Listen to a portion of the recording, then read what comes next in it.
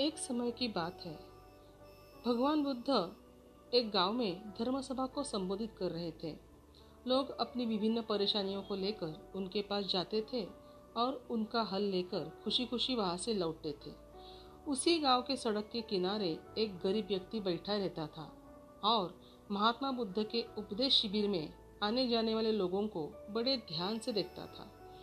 उसे बड़ा आश्चर्य होता था कि लोग अंदर तो बड़े दुखी चेहरे लेकर जाते हैं, लेकिन जब वापस आते हैं तो बड़े खुश होकर प्रसन्न दिखाई देते हैं।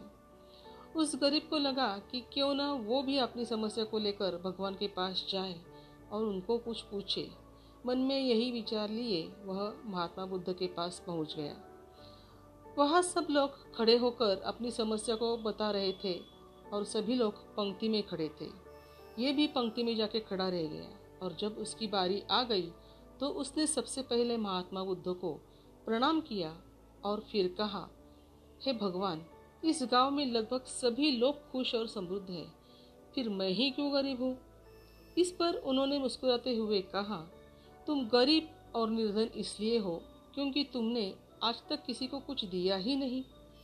इस पर गरीब व्यक्ति को बहुत आश्चर्य हुआ और वो बोला, भगवान, मेरे पास भला दूसरों को देने के लिए क्या होगा। मेरा तो स्वयं का गुजारा बहुत मुश्किल से हो पाता है। लोगों से भीख मांग मांग कर मैं अपने पेट भरता हूँ।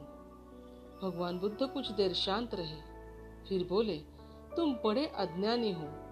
औरों के साथ बांटने के लिए ईश्वर ने तुम्हें बहुत कुछ दिया है।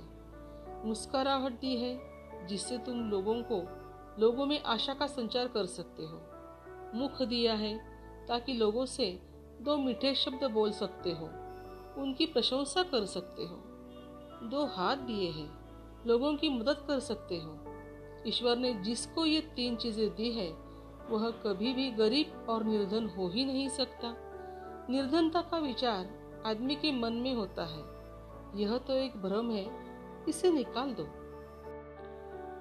मन में कभी भी निर्धनता का भाव मत उत्पन्न होने दो, गरीबी अपने आप दूर हो जाएगी।